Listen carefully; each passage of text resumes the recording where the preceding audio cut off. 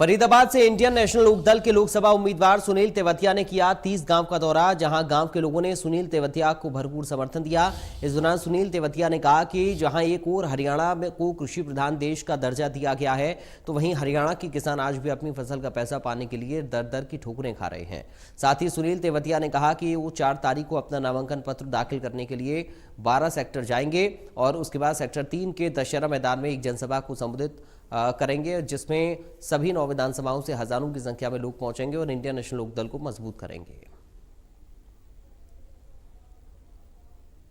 लगभग 18 गांव में होके आ चुके हैं। तो लंच के लिए थोड़ी देर वापस आए, अब फिर निकलने की तैयारी है 3 बजे। तो लगभग हम आज 30 एक गांव कंप्लीट कर देंगे और परसों के नॉमिनेशन की तैयारी है, जिसमें हजारों की संख्या में लोग उपस्थित होंगे एक बड़ी सभा के रूप में। तो उसी की तैयारी अभी कर रहे थे।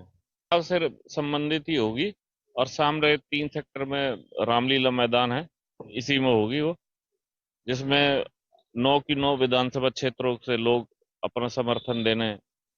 समर्थन बहुत अच्छा जैसे मिल रहा है हमें हर जगह, हर बिरादरी में। तो उस दिन लोग फिर अपने साधनों से पूरी बड़ी संख्या में, लोगों का सोचना यह है कि भाई पहली बार एक, पुराने लोगों को तो बार बार देखते रहे, अब की बार किसी नए उम्मीदवार को उसका समर्थन करेंगे।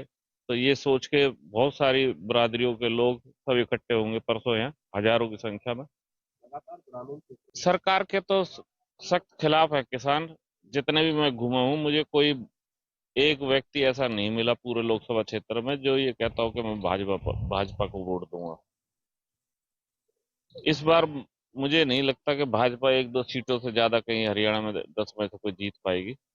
लगभग हर जगह विरोध है और हरियाणा में खासकर 10 की 10 लोकसभा सीटों पर इनका विरोध बहुत जबरदस्त। लोग लेटे हुए हैं अभी भी अपनी ट्रॉलियों के साथ, 4-5 दिन हो गए हैं। अब नए नए कानून बना दिए हैं। पहले वहां से मंजूरी आएगी ऊपर से, फिर यहाँ आके आड़ती के पास पैसे भेजेंगे, फिर वो किसानों को देगा, ऐसे करके बहुत सारे। और मतलब इसको बड़ा कठिन प्रक्रिया बना दिया गया है, जबकि पहले बहुत आसान थी। सीधा पैसे आड़ती से ले जा किसान चले जाते थे। अब तो बल्कि वो पहले उसको भरना पड़ता है फॉर्म को, भाई इतना अनाज है, फिर वो ऊपर जाके मंजूरी होके आती है, फिर तब जाके कहीं जाके 5-6 दिन इंतजार के बाद पैसे मिलते। तो हर तरह के नए नए कानून ला ला के, इससे सिवा लोगों को परेशान करने के और कोई फायदा नहीं हुआ इन कानूनों का। विकास नाम की, देखो हमने फरीदाबाद से ही अगर हम देखें तो हमारे फरीदाबाद में नया आया क्या 10 सालों में, कोई बताए? धूल यहाँ उड़ती है, पॉल्यूटेड शहर सबसे ज्यादा यही है। अस्पताल एक बना हो, कॉलेज एक बना हो, जिस अम्मा हॉस्पिटल का आदरणीय मोदी जी उद्घाटन करके गए थे, उसमें पहले कहा गया था कि गरीबों का कोटा होगा, ट्रस्ट का हॉस्पिटल है ये। लेकिन हुआ क्या उसका उल्टा, आज कोई कोटा पोटा नहीं है, सबसे महंगा हॉस्पिटल है वो।